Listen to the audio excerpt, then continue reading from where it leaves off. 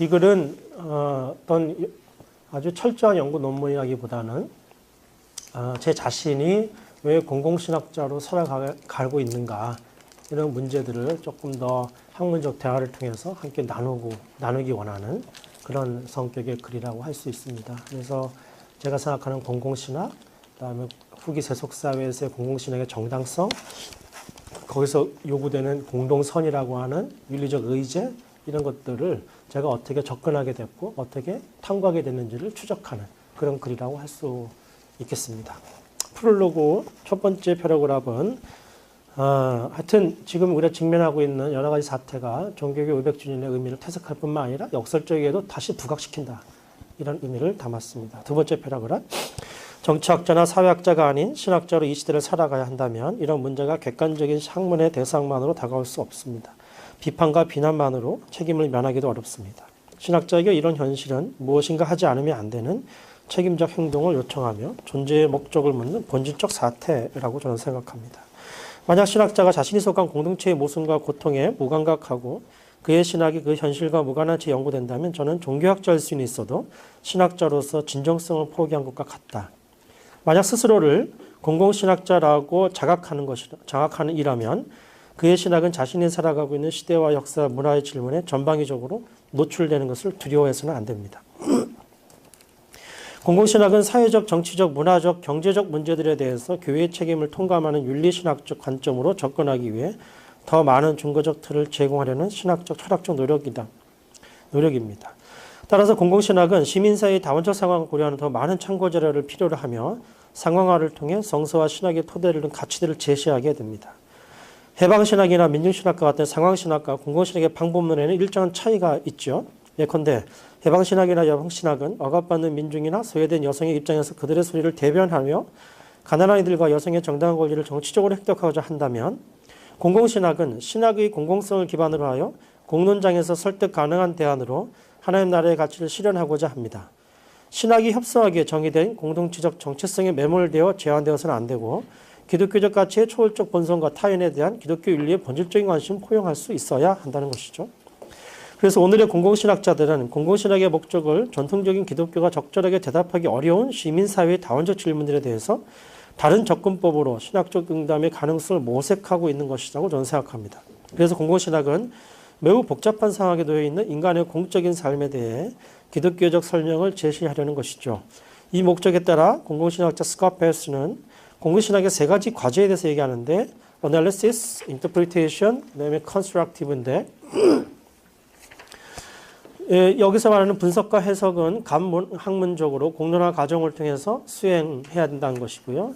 그 다음에 가장 중요한 게 세 번째 단계인데 구성적이라고 하는 것은 마치 월터 서프가 얘기하듯이 세계 형성적 기독교 이런 얘기하죠. 보네포가 예전에 얘기했던 형성적 기독교 윤리 같은 의미라고 할 수 있습니다. 또 사회학자들은 수기적 민주주의 이런 얘기를 쓰죠. 같은 의미입니다. 새로운 견본, 템플릿을 구성해서 전통적인 기존의 방식으로는 해명되지 않는 문제에 대해 새로운 대안을 제시하는 것이 공공신학의 과제다. 이렇게 말할 수 있습니다. 이런 단계적 방식으로 공공신학의 실천을 추동하기 위해서는 우리가 놓인 현실에 대한 분석이 아주 필요하죠. 전통적인 신학 방법론과 달리 문제 혹은 의제가 놓여 있는 공론적 상황에 대해 우선적 관심을 표명해야 합니다. 따라서 정치, 경제, 사회, 문화에 걸쳐 필요한 전문가나 지식의 대화를 나누며 사태의 객관적 원인과 결과를 파악하려고 합니다. 패스가 지적한 대로 이는 지금까지 전통적인 신학에서 다루지 않았던 분야이거나 동시대의 복합적인 원인들이 결부되어 전통적인 방법으로는 그 총체적 사태를 제대로 파악하기 어렵기 때문입니다. 그래서 공공신학자는 자신이 속한 공동체 그리고 그것이 지구적이며 국가적이며 지역사회적인 범위에 따라 층위가 달라지겠습니다만은 그 공동체의 구체적인 삶에 대해 현실적 태도를 갖지 않을 수 없게 됩니다. 공공신학자의 삶은 신학교 안에 있을 수도 없으며 신학교 밖만도 아닌 삶 그 자체의 역동에 진지하게 개방되어 있어야 합니다. 동시대인들이 직면한 갈등과 모순에 자신도 참여하는 삶이 전제되지 않는다면 공공신학은 단지 교회 중심적 신학의 또 다른 세련된 표현에 지나지 않게 될 것입니다. 자, 그럼 저는 어떻게 공공신학이라는 타이틀을 달게 됐을까? 피터 버거가 굉장히 중요했습니다. 저에게는. 피터 버거가 어쩌다 사회학자가 되어라는 책에서 종교사회학자이며 지식사회학의 권위자로 살아온 그의 지적 여정을 얘기하는데요. 저에겐 두 가지 의미가 이 책에 있었습니다. 우선 사회를 대하는 그의 태도, 구성적이죠. 자신의 입장을 중심에 배치하거나 문제를 자신의 관점으로 지배하지 않는.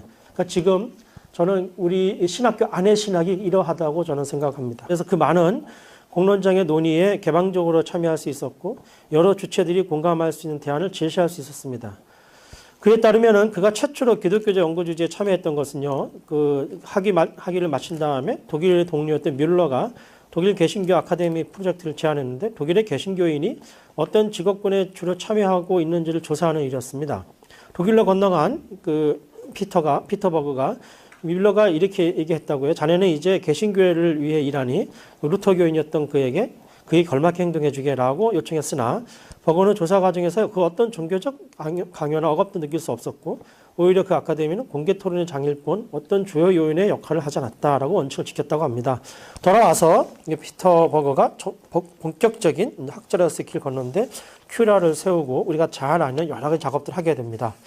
책 제목에서 버거는 어쩌다라고 표현하지만 사실은 운명이었다는 것을 강조하는 것이죠. 저는 학위 논문을 다원주의 사회에서의 기독교 문화 변혁에 대한 해석학적 연구 이렇게 썼습니다. 어떻게 다원주의 사회에서 변혁적인, 그러니까 타자를 변혁하겠다고 하는 폭력적 기저를 포기하고도 어떻게 변혁이 가능할까? 이걸 해석학적으로 풀어내야 되겠다. 그 동원된 신학적 논의들은 삼위일체론에 있었고 니버의 변혁도 문화관에 있었습니다. 그리고 저는 90년대 후반부터 문화선교연구원에서 현장에서 일을 하면서 현장과 실천에서 매우 많은 경험들을 할 수 있었습니다. 당시 이미 한국 사회에서 기독교의 독점적인 문화 생산 기능이 거의 불가능해졌고요. 대중문화나 진보 세력과 갈등을 겪고 있었으며 중산층 색채가 이미 짙어진 개신교의 수적인 정체 감소 현상이 뚜렷해지고 있었습니다. 시민사회연구원 공론장에서 기독교는 더 이상 주도적 역할을 할 수가 없는 상태였고요. 오히려 사회 발전을 가로막는 집단으로 서서히 인식되고 있는 그런 경우가 많았습니다.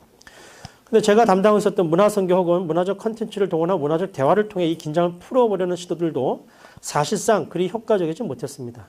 사실 단지 전략적 변화만으로는 해결하기 버거운 도전이었습니다. 세상과 사회를 대하는 한국교회의 신학적 패러다임이 변하지 않는다면, 즉 교회 혹은 신학이 사회적 공론장에서 주도적 역할을 주장하지 않거나 그 역할을 다르게 변경하지 않는다면 그 긴장은 쉽게 해결되기 어려워 보였습니다. 주도적 역할을 내려놓기 혹은 변경을 복음 전파의 포기나 세상에 대한 타협으로 인식하는 한 앞으로 한국 사회에서 개신교의 지속적인 고립 및 갈등은 피할 수 없을 것이다 라는 것을 저는 예측을 했습니다. 이 즈음 저는 학위를 마쳤고요. 학생들을 가르치기 시작하면서 현장에서 저는 이제 사실 학교에 별로 관심이 없던 사람이고요. 전임 가기로 했던 교회에서 갑자기 못 데려가게 됐다고 해가지고 얼떨결에 가만히 있다가 학교로 가게 된 케이스입니다. 공문장을 형성할 그 필요를 느꼈고요. 학교에서 그 자유로운 신학적 토론이 다른 학교입니다. 지금 이 학교가 아니고 신학적 토론이 쉽지 않았던 교단이 달랐기 때문에 학교 내부보다는 외부의 시민사회 소통 가능한 형식으로 도시공동체연구소를 2010년 창립했습니다. 도시, 공동체, 지역사회 등의 현안을 실천적 공론장으로 삼았습니다. 한국 사회에서도 마을 만들기, 사회적 기업 등의 의제가 강력하게 부상되고 있었던 터라 시민사회와 지역사회에서 교회의 고립이 심화가 상황에서 이 연구소는 지역사회 공동체 형성에 교회가 공적으로 참여 헌신하는 일에 집중했습니다. 이때 제가 바로 공공신학을 이제 최초로 관심을 갖게 되었습니다. 이와 관련하여 저에게 두 번째 피터버그의 의미를 말씀드려야겠습니다. 피터버그는 20세기 말에 자신이 책임 편집한 세속화냐 탈세속화냐에서 자신의 세속화론을 공식적으로 철회했습니다. 그는 세계에서 다양하게 전개되고 있는 근대화 양상과 그에 따른 종교와의 관계성을, 종교화가 아니고 와입니다. 종교와의 관계성을 추적하는 여러 학자들의 글을 통해서 이른바 다중근대성이라는 스무엘 아이젠스타트의 입장을 수용하고 있습니다. 저에게는 특히 아시아 국가들, 중국과 일본의 근대화 과정과 종교의 역할에 대한 연구들이 의미 있게 다가왔습니다. 서구 중심의 근대화 과정은 절대적인 기준이 될 수 없으며 각 문화와 지역마다 다양한 근대화 과정을 비교하기 위해 각 지역의 문화와 종교는 어떻게 대응하고 어떤 역할을 하는지에 대한 연구가 필요하다는 것이었죠. 피터버그가 이 책에서 기존에 주장했던 세속화를 공식적으로 포기한 것이 나에게 왜 큰 문제의식을 던졌고 본격적인 공공신학의 연구에 나서게 된 자극이 되었습니다. 왜냐하면 그의 설이 만약에 옳다면 위기에 빠진 한국교회로서는 새로운 대안을 만날 가능성이 될 수도 있기 때문이었습니다. 더 솔직히 말하자면 공론장에서 소통 가능한 신학, 시민사회에 참여하여 신학적 가치를 설득할 수 있는 참여적 신학이 절실한 상황에서 이런 탈세속화 논의는 공공신학의 한 가능성으로 저 자신에게 다가왔었습니다.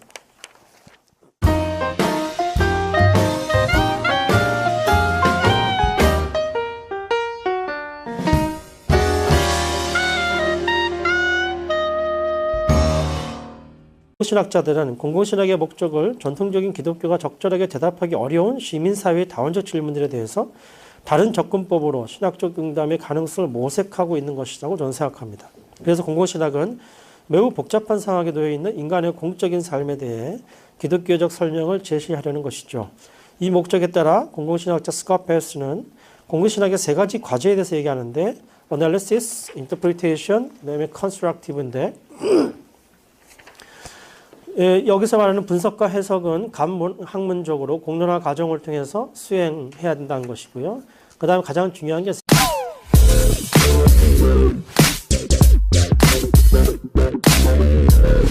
이 글은 어떤 아주 철저한 연구 논문이라기보다는 제 자신이 왜 공공신학자로 살아가고 있는가 이런 문제들을 조금 더 학문적 대화를 통해서 함께 나누기 원하는 그런 성격의 글이라고 할 수 있습니다. 그래서 제가 생각하는 공공신학, 그다음에 후기 세속사회에서의 공공신학의 정당성, 거기서 요구되는 공동선이라고 하는 윤리적 의제 이런 것들을 제가 어떻게 접근하게 됐고 어떻게 탐구하게 됐는지를 추적하는 그런 글이라고 할 수 있겠습니다.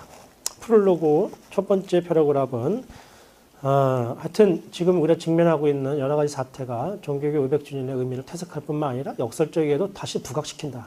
이런 의미를 담았습니다. 두 번째 패러그래프.